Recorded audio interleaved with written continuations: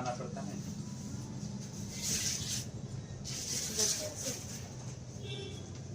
हो गया, बना लिए। चलिए समझिए अब ध्यान से चीजों को। चैप्टर का नाम क्या है? तत्वों का आवर्ती वर्गीकरण। ठीक है, सबसे पहले ये जान लीजिए कि अभी वर्तमान में 118 तत्वों की खोज हो चुकी है ना। 118, 119 भी कह सकते हो, 119 भी हो चुका है, 119वां भी हो चुका है। तो कुल कितने तत्वों की खोज हो चुकी है? 119 तत्वों की खोज हो चुकी है। ठीक है, तो इस चीज को समझने के लिए हमें क्वेश्चन टाइप से डाल देते हैं बात को, कि आपका दिमाग ज्यादा काम करे। हम यहाँ पर लिख सकते हैं, एनसीईआरटी ऐसे ही कुछ चीजों को लिखता है कि तत्वों के वर्गीकरण, तत्वों के वर्गीकरण की आवश्यकता, तत्वों के वर्गीकरण की आवश्यकता क्यों पड़ी। मतलब जो तत्व है 118 तत्व, ठीक है, उसका वर्गीकरण क्यों किया गया। तो इससे ये समझ में आ जाएगा ना कि वर्गीकरण किया गया किस कारण से किया गया, और जब उसकी चर्चा कर लेंगे तो इसका एक स्रोत मिल जाएगा, है कि नहीं, कि वर्गीकरण कैसे किया गया, किस टाइप से हुआ, वो सारी चीजें का हम लोग को एक तरीका, एक रास्ता तैयार हो जाएगा। तो पहले हम इसको समझने का प्रयास करते हैं, ठीक है, कि क्यों किया गया। अब आपके सामने जो तत्व की संख्या दिख रही है वो 118 है, लेकिन हमेशा से 118 नहीं था। जिस समय वर्गीकरण शुरू हुआ था उस समय संख्या इससे बहुत ही क्या था, कम था। बहुत ही क्या था, कम था। बात समझ गए। डोब्रेनर के टाइम पे लगभग 56-57 के आसपास तत्व थे। जैसे उसने अपना पीरियड दिया था, अपना नियम दिया था, उस समय तक लगभग कितने थे, 55-56 तत्व ज्ञात थे। तो मोटा मोटी मान के चलो कि जिस समय से ये वर्गीकरण शुरू हुआ होगा उस समय 50 के आसपास रहे होंगे तत्व। एग्जैक्ट आंकड़ा नहीं है ज्ञात, लेकिन ऐसा मान के चलो कि कितना रहा होगा, 50 के आसपास जो तत्व रहा होगा वो समय ज्ञात रहा होगा। इस समय वर्गीकरण शुरू किया गया। अब बात यह आती है कि 50 तत्व आपके पास है, 50 के बारे में आपको जानना है, 50 के गुणधर्मों को समझना है कि नहीं है। तो अगर आप एक एक करके सबके बारे में पढ़ना स्टार्ट करोगे, ठीक है, क्योंकि जानना तो 50 के बारे में है कि नहीं है, तो अगर एक एक करके हम पढ़ना शुरू करेंगे तो हमको 50 टाइम पढ़ना पड़ेगा, 50 बार पढ़ना पड़ेगा, तब तो 50 के बारे में जानेंगे ना, है नहीं। तो उसमें समय कितना ज्यादा जाता, बहुत ज्यादा, है कि नहीं। अगर उस रूल से अगर हम लोग आज चलते तो 118 119 बार बच्चों को पढ़ना पड़ता सारे तत्वों को जानने के लिए। तो इसलिए वैज्ञानिक लोग देखे कि भाई बहुत ज्यादा टाइम जा रहा है, तो क्या किया जाए।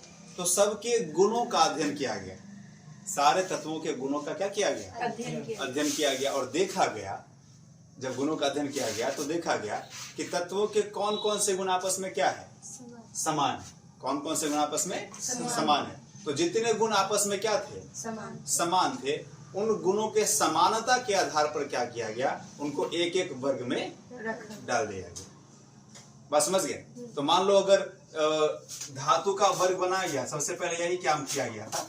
तो अगर धातु का वर्ग बनाया गया तो आप धातु पढ़े हुए हैं, धातु पढ़े हुए हैं, क्या घात वर्धनीय होता है, तन्य होता है, विद्युत धनात्मक होता है, सुचालक होता है, इस प्रकार से गुणों को पढ़े हुए हैं। तो जो जो तत्वों का गुण इसके समान पाया गया उसको एक वर्ग में डाल दिया गया। तो अगर हम केवल उस वर्ग को अध्ययन कर लेंगे तो सारे तत्वों का अध्ययन के साथ हो गया, है कि नहीं। तो अध्ययन बेसिकली ये समझाना, वैसे ये सब बाद में जाकर के एक्सपॉइल हो गया, लेकिन यहाँ से एक चीज तो हम समझ गए कि तत्वों के अध्ययन की सुगमता के लिए, आसानी से तत्वों की बारीकियों को समझा जा सके, उसका क्या गुण है, क्या दोष है, ये सब कुछ समझा जा सके, इसलिए क्या किया गया, उसका तत्वों का क्या किया गया। अगर अध्ययन की सुगमता का दृष्टिकोण नहीं होता तो शायद वर्गीकरण किया जाता ही नहीं। आगे बात समझ में? कौजवा क्लियर कि वर्गीकरण की आवश्यकता क्यों पड़ी? अध्ययन की सुगमता के लिए। अध्ययन की किसके लिए? सुगमता के लिए। आया बात समझ में? उसके बाद है तत्वों का वर्गीकरण जो शुरू किया गया। जो तत्व वर्गीकृत हुए वो कौन कौन किया, कब कब किया और किन किन वर्गों में किया, क्या क्या उसने वर्ग बनाए। तो सबसे पहला जो प्रयास किया था तत्वों के वर्गीकरण का, वो किया था धातु अधातु। धातु अधातु में वर्गीकरण। किसमें वर्गीकरण? धातु अधातु में वर्गीकरण। मेटल और नॉन मेटल में क्लासिफिकेशन किया था और ये वर्गीकरण किया था लेबोजियर। किसने किया था? लेबोजियर, जिसको हम लोग आधुनिक रसायन विज्ञान का जन्मदाता भी मानते हैं, पिता भी मानते हैं। कि मॉडर्न केमिस्ट्री जो है, इस मॉडर्न केमिस्ट्री का जो जन्मदाता है वो किसे माना गया? लेबोजियर को माना गया। किसको माना गया? लेबोजियर। बात समझ गए? तो सबसे पहले तत्वों को बांटने का ये कह सकते हो कि प्रारंभिक प्रयास किसने किया था? लेबोजियर ने किया था। और ये बांटा गया था लगभग 18वीं शताब्दी। कब बांटा गया था? 18वीं शताब्दी। क्योंकि ये कोई एक दिन में होने वाला कार्य था नहीं, है ना। इसमें कोई एक पर्टिकुलर डेट नहीं हो सकता, क्योंकि बांटने में तो कुछ साल भी लग चुके हो रहे होंगे, महीने भी लगे रहे होंगे, तो इसलिए इसका कोई एक पर्टिकुलर डेट संभव नहीं है। तो कहा जाता है कि कब किया गया? 18वीं शताब्दी में। किसने किया था? लेबोजियर। ठीक है ना। तो किसमें किया था लेबोजियर ने? धातु और अधातु। तो आप यहाँ से तो बात समझ ही गए होंगे कि धातु धातु में करने का क्या मतलब था। हम यहाँ पर एक बार लिख देते हैं, इस चीज को समझ लेना, आपको फायदा भी करेगा, क्योंकि आप पीछे पढ़े हुए हैं वैसे धातु धातु में, लेकिन चीजें एक बार नई हो जाएंगी। कि धातु और धातु में अंतर आप दो तरीके से कर सकते हैं, एक भौतिक गुणों के आधार पर और एक रासायनिक गुणों के आधार पर।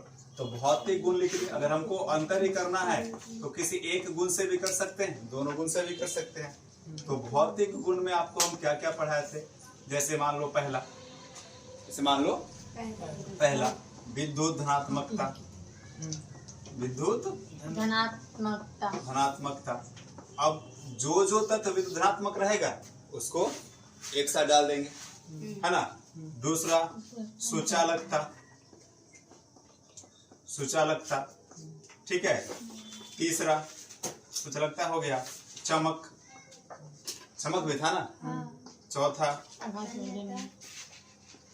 विशेष ध्वनि कह सकते हो। पांचवा तन्यता,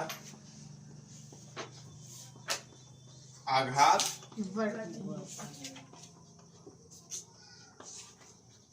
वर्धनीयता। हाँ क्या? उसके बाद पांचवा हो गया, छठा हो गया, सातवां। आप सातवां कह सकते हो उच्च घनत्व। क्या ये था ना रे? उच्च घनत्व। आठवां उच्च द्रवणांक एवं क्वथनांक, है कि नहीं? तो ये सारे गुण थे कि नहीं थे? तो इन्हीं गुणों का अध्ययन किया गया सब तत्वों में, और जिन जिन तत्वों में ये सारे गुण सिमिलर पाए गए उनको एक साथ डाल दिया गया, और ये सारे गुण जिनमें नहीं पाए गए उनको एक साथ डाल दिया गया। तो ये सारे जिसमें गुण थे वो कहला गया धातु, और जिसमें नहीं थे वो कहला गया अधातु। इस प्रकार से किसको बांट दिया गया? तत्वों को। तो आपके दिमाग में आ गया होगा बात कि तत्वों के वर्गीकरण का सबसे पहला प्रयास किसने किया था? लेबोजियर ने किया था 18वीं शताब्दी में, है ना। उसने जितने भी उस समय के ज्ञात तत्व थे, उसे उसके भौतिक गुणों के आधार पर धातु और अधातु में क्या कर दिया? बांट दिया। धातु में क्या कर दिया? बांट दिया। कोई दिक्कत है यहाँ तक? किसी को कोई समस्या है? बताओ। नहीं। अब देखो, अब क्या हुआ कि जब धातु धातु में बांटा गया, धातु धातु में बांट दिया गया, तो चीजें अच्छी चल रही थी। लेकिन समस्या क्या हुआ कि जब और अधिक तत्वों की खोज हुई और ज्यादा तत्व का खोज हुआ, तो जो सिस्टम से ये काम किया था वो सिस्टम, जो वो पद्धति धीरे धीरे नाकामयाब साबित होने लगी। कैसे होने लगी, जैसे समझिए।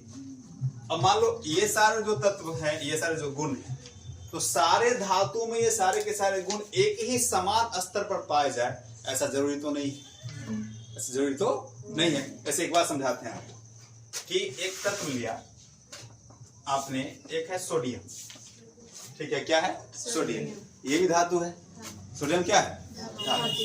एक आपने लिया प्लेटिनम, ये भी क्या है, धातु है। सोडियम क्या है, धातु है। प्लेटिनम क्या है, धातु है। और ये क्या है, सोडियम, आपको पता होगा, पढ़े हुए हैं आप लोग इसी बुक में, चैप्टर नंबर 2, क्रियाशीलता का श्रेणी पढ़े हुए हैं, है ना। उसमें आपको दिखाया गया होगा कि सोडियम एक अति क्रियाशील तत्व के श्रेणी में आता है।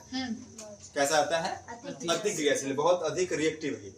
इसे इसको किरासन तेल में डुबा करके रखा जाता है। अगर ये बाहर रह जाए तो आग पकड़ लेता है। हल्का भी पानी का मात्रा आएगा या जलवाष्प आएगा तो क्या पकड़ लेगा, ये आग पकड़ लेगा। इसलिए इसको कहाँ डुबा कर रखा जाता है, किरासन तेल। तो बहुत ज्यादा रिएक्टिव है, बहुत ज्यादा क्रियाशील है। लेकिन अगर ये धातु है तो इसके हिसाब से अगर धातु सारे एक तरह के होते हैं तो एक बार में रखे गए थे, है ना, तो किसी के बीच अंतर नहीं होना चाहिए। लेकिन जब प्लैटिनम को देखा गया, है ना, प्लैटिनम को देखा गया तो यह बहुत ही कम अर्थात अक्रिय माना गया। कैसा है ये, अक्रिय है, क्रिया करता ही नहीं, रिएक्टिव है ही नहीं। तो दोनों का दोनों धातु तो है, लेकिन गुणों में क्या हो गया, अंतर। ये बहुत ज्यादा क्रियाशील है और ये बहुत कम क्रियाशील है, यानी कि है ही नहीं। अक्रिय का तो समझो है ही नहीं, कम कहना भी गलत ही होगा, है ही नहीं, क्रियाशील है ही नहीं। तो दोनों का गुण क्या होगा, बहुत अंतर में आ गया। तो इस आधार पर हम कह सकते हैं कि ये चलने वाला, ये वर्गीकरण चलने वाला नहीं है, क्योंकि इससे ओरिजिनली वास्तविक तरीके से सारे तत्वों के गुणों का अध्ययन करना संभव नहीं है। तो धीरे धीरे ये नियम क्या हो गया, समाप्त हो गया। तो अगर आपसे पूछेगा कि लेवोजियर ने जो वर्गीकरण दिया धातु धातु में, उसका दोष क्या था, तो आप ये वाली बात को लिख सकते हो। इस चीज को कैसे लिख सकते हो कि लेवोजियर के अनुसार धातु और अधातु, धातु के गुण एक समान होते हैं, धातु के गुण क्या होते हैं, एक समान होते हैं। लेकिन जब सोडियम और प्लेटिनम को देखा गया तो सोडियम बहुत अधिक क्रियाशील पाया गया और प्लेटिनम निष्क्रिय पाया गया। क्योंकि दोनों के गुणों में बहुत भारी अंतर देखने को मिला, इसलिए वर्गीकरण मानने योग्य नहीं है ना। इसकी धीरे धीरे मान्यता क्या हो गई, क्या कोई समस्या यहाँ तक किसी को, बोलो नहीं ना।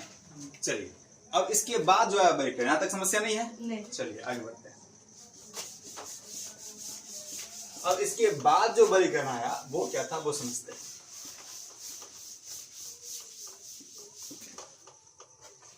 तो देखो इसके बाद का जो वर्गीकरण था वह था संयोजकता के आधार पर। किसके आधार पर, संयोजकता के आधार पर। संयोजकता के आधार पर क्या, वर्गीकरण। ठीक है, चलिए समझते हैं। आप लोगों को पढ़ाए हुए हैं धातु धातु के चैप्टर में संयोजकता क्या होता है, बताइए।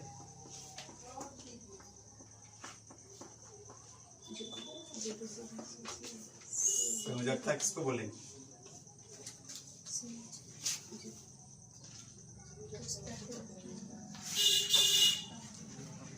नहीं यार, यही प्रॉब्लम है ना कि तुम लोग याद नहीं करते। ठीक है, कल लिख लिख के कोठी में जमा करे से कुछ नहीं होगा, याद भी करना होगा ना। क्या, देखो संयोजकता किसको बोलते हैं, किसी परमाणु के द्वारा, किसी परमाणु के द्वारा त्यक्त मतलब त्यागा गया, त्यक्त मतलब त्यागा गया, किसी परमाणु के द्वारा त्यक्त या ग्रहण किए गए इलेक्ट्रॉनों की संख्या को किसी परमाणु के द्वारा त्यक्त यानी कि त्यागे गए इलेक्ट्रॉन या ग्रहण किए गए इलेक्ट्रॉनों की संख्या को क्या बोलेंगे? उसकी संयोजकता बोलेंगे। क्या बोलेंगे? अब समझ में, जैसे कोई परमाणु है, वो एक इलेक्ट्रॉन त्यागा है तो वो उसका क्या कहलाएगा? संयोजक। एक ग्रहण किया है तो क्या कहलाएगा? संयोजक। अब समझ में क्लियर हुआ? ये पढ़ा चुके हैं बॉन्ड बनाने में।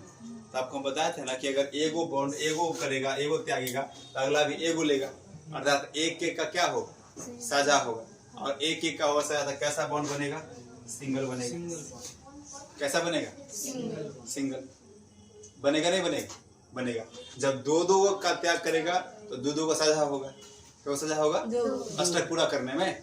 क्या पूरा करने में? अष्टक पूरा करने में। तो दो दो का होगा साझा, कैसा बॉन्ड बनेगा? Double bond. अगर तीन को साझा करेगा तो ट्रिपल बॉन्ड। कैसा बॉन्ड बनेगा? Triple bond. तो ये हो गया किसके आधार पर? देखा गया कि जो जो एगो का त्याग कर रहा है उसके बीच कैसा बॉन्ड बन रहा है? Single bond. तो सिंगल बॉन्ड बनाने वाले तत्व को एक साथ डाल दो, वो अलग हो गया। देखा गया कि जो जो बनाता है वो कौन सा बॉन्ड? Double bond. ठीक है, उसको अलग वर्ग में डाल दो। और जो बना रहा है ट्रिपल बॉन्ड, उसको अलग अलग वर्गों में डाल दो। है कि नहीं है? आया बात समझ में? क्या कर दिया गया? वर्गीकृत कर दिया गया कि जिसकी ये संयोजकता एक थी तो देखा गया कि जितना भी तत्व उस समय ज्ञात था उसमें जिसका संयोजकता कितना था? एक था। तो एक बनाने वाला क्या वो बॉन्ड बनाएगा? एगो बॉन्ड बनाएगा। एगो साथ साझा करने वाला एक ही बॉन्ड बनाएगा ना, तो उसको एक साथ एक वर्ग में डाल दिया गया। दो को साझा करने वाला डबल बॉन्ड बनाएगा, उसको एक वर्ग में डाल दिया गया। और तीन को साझा करने वाला ट्रिपल बॉन्ड बनाएगा, उसको एक साथ डाल दिया गया। इस तरह से क्या कर दिया गया? वर्गीकृत कर दिया गया। लेकिन इसमें भी समस्या उत्पन्न हुई। यहाँ क्या समस्या उत्पन्न हुआ कि बहुत सारे ऐसे तत्व होते हैं जिनकी संयोजकता बदलती है। जिनका मतलब क्या होता है? जैसे हम ये कहना चाह रहे हैं कि मान लो दूगो साझा किया, तो ये हमेशा के लिए फिक्स रहेगा कि दो को साझा करेगा तब ना ये हमेशा के लिए फिक्स बात हो जाएगा। मान लो इसका संयोजकता बदल जाए, 2 से 1 हो जाए, 2 से 3 हो जाए, बदलने का मतलब यही ना होगा क्या? तो 2 से कितना हो जाए? 1 हो जाए, या फिर 2 से कितना हो जाए? तो जब संयोजकता बदल जाएगा तो बॉन्ड भी बना लेगा उसके हिसाब से, बॉन्ड भी उसी हिसाब से क्रिएट करेगा ना, तो फिर बॉन्ड भी बदल जाएगा। और जब बॉन्ड बदल जाएगा तो फिर कूद के वो दूसरा वर्ग में चला जाएगा। तो ये सस्टेन तो नहीं रहेगा ना, हमेशा क्या रहेगा? परिवर्तनशील रहेगा। लेकिन वर्गीकृत कर दिए तो हमको ये मान के बैठना पड़ेगा कि भाई अब ये हो गया तो अब ये फिक्स है, इसमें चेंज होने वाला नहीं है। लेकिन बराबर अगर चेंज होता रहे तो कहने के वर्गीकरण क्या है? मानने योग्य नहीं है। तो संयोजकता के आधार पर जो किया गया वर्गीकरण, वहां भी समस्या देखने को मिला। इसलिए अंततः यह भी अमान्य, गलत नहीं कहना है, गलत नहीं कहना है, क्या सिद्ध कर दिया गया? अमान्य सिद्ध कर दिया गया। इसको भी माना नहीं जा सकता। तो आपने अभी तक दो देखा, एक कौन सा देखा? एक धातु के रूप में, एक किसके रूप में? संयोजकता के रूप में, संयोजकता के आधार पर। कोई दिक्कत यहाँ तक? तो इसको कौन बांटा? इसका ये मेंशन नहीं है। देखो अभी तक इसका चर्चा नहीं किया गया, मेंशन नहीं किया गया कि कौन किया था। लेकिन अगर आप देखोगे तो शायद सर्च करने पर पता शायद चल जाए किसने किया था। कि इसका नाम बुक में मेंशन किया गया नहीं। बात समझ गए? और एनसीईआरटी अगर मेंशन नहीं करता है तो उसके बारे में पूछेगा भी नहीं, समझ गए? तो उस पर चर्चा करना भी टाइम का बर्बादी होगा। वैसे अगर जनरल नॉलेज के लिए जानना है तो अपना सर्च मार के देख सकते हैं। बात समझ गए? चलिए, कोई दिक्कत यहाँ तक नहीं। अब बात करेंगे किसका? तीसरा। क्योंकि दो तो हम चर्चा कर लिए ना, अब बात करेंगे तीसरे नियम। ठीक है?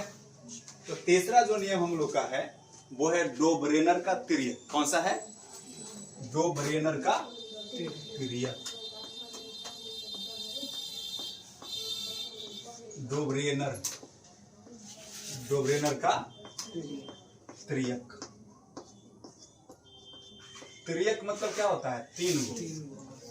तिर्यक में क्या होगा? 3 गो। अब जो समय है वो है 19वीं शताब्दी। कब का है? 19वीं शताब्दी। शताब्दी में कितने साल होते हैं? कितने होते हैं? 100 वर्ष होते हैं। सेंचुरी बोलते हैं इसी को। सेंचुरी में क्या रन होता है? 100 रन होता है ना। वैसे एक सेंचुरी में कितना साल होगा? 100 साल होगा। दशक में 10 साल, दशक में 10 साल होता है। चलिए, तो 19वीं शताब्दी में एक वैज्ञानिक थे, किस नाम के? डोबरेनर ना, डो होना चाहिए था ना, डा था, तो डोबरेनर, डोबरेनर, ठीक है। इनके मन में भी आया कि चलो भाई सब कुछ ना कुछ कर रहा है तो हम क्यों बैठे, हम भी कुछ करें ना। चलो, तो इन्होंने भी अपना जो भी है ना उपकरण था वो सब निकाला, माउंटेन ड्यू पिया और कहा चलो डर के आगे जीत ना, आए डर के आगे खाई था। अच्छा, तो वो क्या है? अच्छा, हाँ, ठीक है। तो अब बात करते हैं यहाँ, देखो, तो ये भी निकल पड़े खोज करने के लिए। क्या करने निकल पड़े? खोज करने। देखिए इसका क्या मतलब है। इसका मतलब ये था थिरियक का, डोबरेनर के टाइम पर ही ऑलमोस्ट 50 से 56 के आसपास तत्वों की खोज हुई, हो चुकी थी। मतलब कितने तत्वों की? 50 से 56 तत्वों की खोज डोबरेनर के टाइम में लगभग हो चुकी। कितने तत्वों की खोज? 50 से 56। अब 50 से 56 जो तत्व का खोज हो चुका था, समझ गया। तो अब वहां पर परेशानी क्या हुआ, क्या इन्होंने किया, क्या कमाल किया, वो समझो। तो आपको तो पता है, आप पढ़ चुके हैं, ठीक है। क्या पढ़ चुके हैं? तो जो तत्व होता है, जो तत्व होता है उसका संकेत भी होता है। क्या होता है? संकेत के साथ साथ परमाणु संख्या होती है, और परमाणु द्रव्यमान भी होता है ना, समझ गए। तो इन्होंने देखा कि इन सभी में न सबसे ज्यादा न बदलने वाला जो टर्म है वो है परमाणु द्रव्यमान। मैं समझ गया। तो देखा कि चलो इसी आधार पर चलते हैं। तो इन्होंने क्या किया ना, कि सारे तत्वों को, उस समय जितने भी तत्व ज्ञात थे, ध्यान दो, आएंगे धूप फेंट देके फिर चला। कोई लॉजिक नहीं है। क्या नहीं है? लॉजिक से क्या मतलब है? धूप फेंट देने से मतलब मैजिक दिखा देगी लॉजिक। अब ये जो धूप फेंट देंगे तो उसमें कोई पढ़ाई करे जो लॉजिक समझना है। लॉजिक तो यहाँ होगा ना, जो समझा रहे हैं उसमें लॉजिक कुछ नहीं होगा। अरे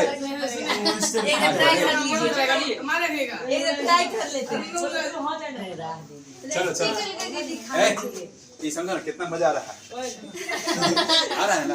मतलब इसको समझो क्या, ये भाई साहब को पहले समझ लो, ठीक है ना। डोबरेनर चर्चा को फिर बात करेंगे। चलो, तो किसको पकड़ा उन्होंने? परमाणु द्रव्यमान को। आज जितने भी तत्व थे 50 से 55 जो खोज हो चुके थे, उनको हर एक के परमाणु द्रव्यमानों के क्रम में क्या कर दिया? सजा दिया।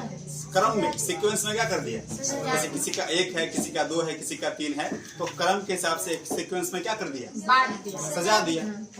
सजा दिया। जिसका सबसे बड़ा परमाणु द्रव्यमान था वो सबसे लास्ट में, उससे कम वाला उससे पहले, उससे कम वाला उससे पहले, यानी सबसे कम वाला सबसे पहले। इस तरह से सीक्वेंस में क्या कर दिया? सजा दिया, अरेंज कर दिया। ठीक है। अब अरेंज करने के बाद क्या किया, समझ गया ना, कि 3-3 का खंड बना दिया। कितना का? 3-3 का खंड बना दिया। और 3-3 का जो खंड बनाया उसमें एक लॉजिक डाल दिया। क्या लॉजिक डाला? कि 3 है, 3 में आरी वाला जो तत्व होगा, करी वाला तत्व होगा, उसके परमाणु द्रव्यमानों का जो योगफल का औसत होगा, योगफलों का औसत होगा, या परमाणु द्रव्यमान का जो औसत होगा, समझ गए, वह बीच वाले तत्व के परमाणु द्रव्यमान के बराबर होगा। क्या होगा? एक बार फिर रिपीट कर दे। इन्होंने 3-3 का ग्रुप बना दिया अरेंज करने के बाद, और कहा कि 3-3 के ग्रुप में जो साइड वाले 2 तत्व होंगे, समझ गए, उनके परमाणु द्रव्यमानों का जो औसत होगा, द्रव्यमानों का जो औसत होगा, समझ गए, वो बीच वाले तत्व के परमाणु द्रव्यमान के बराबर। क्या होगा? बराबर होगा। क्या बात समझ में आया नहीं है? क्लियर हुआ? चलिए तो एक एग्जाम्पल देख लेते हैं। एग्जाम्पल क्या है? एक तत्व है लिथियम Li, एक है पोटेशियम, एक सोडियम ले लो क्या, और एक है पोटेशियम के। समझ गए? लिथियम का परमाणु संख्या 7 है। कितना है? 7 है। सोडियम का 23 है। 22.9 कुछ होता है, तो 22.9 के बाद जितना का चल जाएगा ना आगे, तो समझ जाओ वो अगला में कन्वर्ट हो जाएगा, मतलब 23 हो जाएगा। समझ गए? ऐसा होता है। फिर पोटेशियम जो होता है, इसे कितना होगा? लिथियम का परमाणु संख्या 7 होता है। प्रमाण द्रव्यमान लिख रहे हैं, संख्या नहीं। हम क्या बोल रहे हैं कई बार, द्रव्यमान के क्रम में सजाया था, संख्या क्रम में। तो संख्या नहीं घेरते हैं यहाँ पर, क्या घेरे हुए? द्रव्यमान। तब पूरा रामायण अब खत्म होने वाला। ठीक है, इसका कितना है? 39। कितना है? 39 है। और हम क्या बोले कि 3 का ग्रुप बना दिए वो। समझ गए? अब ग्रुप में क्या बोले कि आर वाला 2 होता तो उसका जो औसत होगा वो बीच वाले के बराबर है। तो औसत कैसे निकालते हैं? योग बटा जितना संख्या उतना से भाग देते हैं। तो आर का कितना हो जाएगा? योग 7 + 39 बटा में कितना होगा? 2। जब वो संख्या तय गुण से भाग होता है ना, तो 39 का 7 कितना हो जाएगा? 9 × 7 = 16। 46 बटा में कितना? काट दो, कितना आएगा? किसके बराबर आ गया? सोडियम के। आगे बराबर। तो इस प्रकार से जो अरेंज हो जाएगा, तो किसके सिद्धांत पर चला गया वो? दो बयान के तिर्यक के सिद्धांत पर। लेकिन जब तक 50, 55 गो 56 गो तत्व ज्ञात था ना, यहाँ तक तो बात समझ गया ना? ये उनका किया गया काम था, इस तरह से उन्होंने बांटा तत्वों को। लेकिन जब तक 50 से 60 गो 56 गो तक तत्व था, तब तक तो इनका ये सिद्धांत काम कर रहा था। लेकिन जैसे ही आगे खोज हुआ ना, मामला जब आगे बढ़ा 70 गो 80 गो 90 गो तत्व पूरा, तो इनका ये काम ही नहीं कर रहा था। किनाव तो अरेंज कर रहे थे, तो तिर्यक पर सरस्ट्रेन नहीं हो रहा था। आर का किनाव तो करके जोड़ रहे थे, बीच में आए नहीं कर रहा था, आजू बाजू नहीं आ रहा था, उल्टा पुल्टा हो जा रहा था। तब आदमी सब बोला कि नहीं, जुट्टो के पगला दिया, छोड़ो इसको।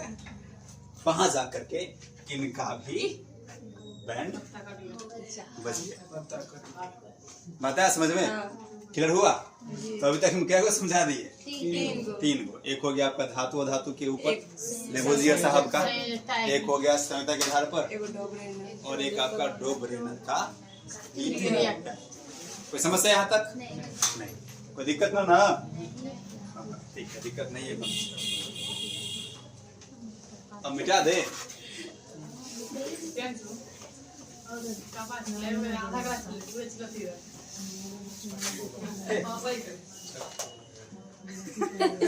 आधा का पूरा चला दे।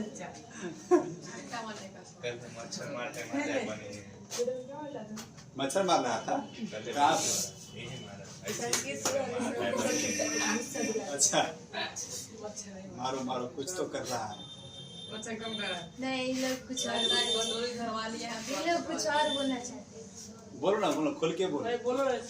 क्या ज्यादा ज्यादा क्या हुआ? 5 घंटा मारेंगे। क्या कहना चाहता है? वो गिरा है, बीच में जो लगा के। क्या कहने का मतलब वो गिरा है, वो बीच में जो लगा के। हे भगवान, अभी भैया को कुछ नहीं बोलेंगे, बाद में सब बोलेंगे। हाँ, कहना चाहता है देवगिरी करेगा ज्यादा। कुछ भी बोल। चलो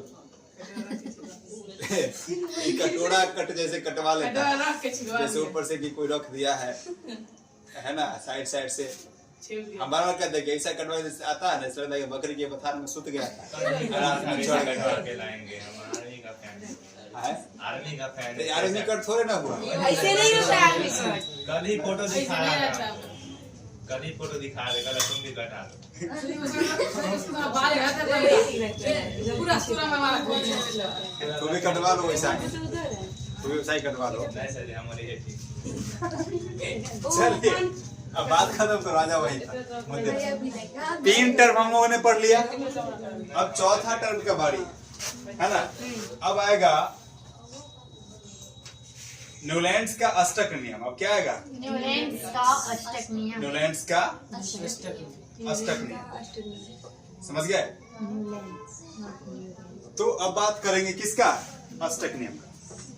अब ये साल है 1865 के आसपास, 1865 से 1866 के आसपास। क्या हम सही है रे? बुक में होगा, देखो। नहीं, दूसरा हाँ? अच्छा, हम पढ़ा रहे कुछ और, तू पढ़े कुछ और। नहीं, इसी परमाणु द्रव्य मान लो। अच्छा, हाँ। हमको लगा इतना ब्रिलियंट है, एक बार दो नहीं उतना नहीं आता, इतना नहीं कि नहीं। चलिए, तो बात किसकी करनी है? न्यूलैंड्स के अष्टक नियम। बचवा सब यहाँ देखो, न्यूलैंड्स के किसकी? अष्टक नियम। ठीक है, चलिए तो समझते हैं न्यूलैंड के अष्टक नियम। संगीत का सुर जानते हैं? संगीत में क्या सुर होता है? नहीं पता है? कभी बार संगीत गाया करो तब ना जानेंगे। हाँ बता दे। 4 गो होता है। कहता है मेरा फटल बास नहीं होता है। 8 गो होता है। 8 गो। कितना होता है? 8 गो। चलिए तो हम लोग समझने का प्रयास करते हैं। संगीत में 7 सुर होते हैं। कितने सुर होते हैं संगीत में? 7। सा, रे, गा, मा, पा, धा, नी, सा। हो गया। पा, धा, नी। फिर सा पर आके रिपीट ना हो गया? सा से शुरू हुआ था, अब 8वां पर सा ना आ गया, तो सा से फिर क्या हो गया? 8वां में आके तो रिपीट हो गया, तो सुर कहीं कहाँ पर आके खत्म हो गया? सा पर। सौ नहीं, ये सा है। सा, रे, गा, मा, पा, धा, नी। ठीक है, कितने हुए? 7। समझ गए? तो इसी लॉजिक पर सुनो रे, इसी लॉजिक पर ये रिपीटेड है, इसी लॉजिक पर ये बनाया गया है इस नियम को। न्यूलैंड्स ने भी क्या किया, उस समय जितने भी तत्व ज्ञात थे, लगभग इतना ही तत्व था उस समय, 50 से 60 के आसपास, इसी के बीच में कहीं पर। समझ गए? तो उस समय जितने भी तत्व ज्ञात थे, जो कि लगभग संख्या में इतने थे, उन्होंने भी वही काम किया जो किसने किया था? डोब्रेनर ने। सबको पर बढ़ते क्रम में सजा दिया परमाणु द्रव्यमानों के, है ना? जिनका परमाणु द्रव्यमान सबसे कम था उसको पहले, और बढ़ते क्रम क्या कर दिया? सजा दिया। समझ गए? सजाने के बाद क्या देखा? वो एक सिमिलरिटी थी सब। क्या सिमिलरिटी थी? कि किसी भी तत्व से आप स्टार्ट करते ना, है ना, तो उसका जो 8वां तत्व होता, उस संख्या के बाद 8वां जो तत्व होता, उसका गुण इस तत्व क्या होता? बराबर। क्या होता? बराबर होता। आया बात समझ में? मतलब हम 1 से 50 तक सजा दिए, है ना? अब सजाने के बाद क्या किए कि कहीं से भी शुरू करेंगे, किसी भी नंबर से। अगर 1 से शुरू करेंगे तो 8वां जो होगा उसका गुण पहला के बराबर होगा। अगर 2 से स्टार्ट करेंगे तो 2 के बाद जो 8वां तत्व आएगा वो किसके समान होगा? दूसरा के समान होगा, है ना? तो जितना तत्व उस समय ज्ञात था, तो पहले ये समझ लो, ये लोग समझ में आया ना? तो इसको बोलेंगे न्यूलैंड्स का कौन सा नियम? अष्टक। कौन सा नियम बोलेंगे? कि जैसे सारे गामा में सा, रे, गा, मा, पा, धा, नी के बाद सा आ गया ना, है ना? तो अगर यहाँ से मान लो 1 है तो यहाँ क्या होगा? 8वां होगा। तो 1 से स्टार्ट करेंगे तो इसका 8वां फिर सिमिलर है कि नहीं? सही है कि नहीं? तो 1 से अगर सजा दिया गया 60 तक, तो किसी भी नंबर से स्टार्ट करेंगे, अगर 8 से स्टार्ट करें तो 16वां जो तत्व होगा तब ना 8वां होगा, वो 16वां तत्व होगा, वो किसके बराबर होगा? 8वां के बराबर होगा गुणों में। इसमें गुणों में। आया बात समझ में? तो ये नियम किसने दिया? न्यूलैंड्स। किसने दिया? तो इसको कहा गया न्यूलैंड्स का अष्टक नियम। लेकिन फिर एक समस्या आई कि जब तत्वों का खोज ज्यादा हुआ तो फिर ये समस्या में पड़ गया ये नियम, है ना? कि अगर आप 90 से ऊपर जाओगे, 17 से ऊपर जाओगे, तो अगर आप कोई नंबर से स्टार्ट करो तो उसका 8वां जो नंबर होगा वो बराबर नहीं आता है। तो ये नियम क्या हो गया? एक्सपाइल हो गया, फेल हो गया। तो ये भी नियम कहाँ चला गया? गर्दन चलानी।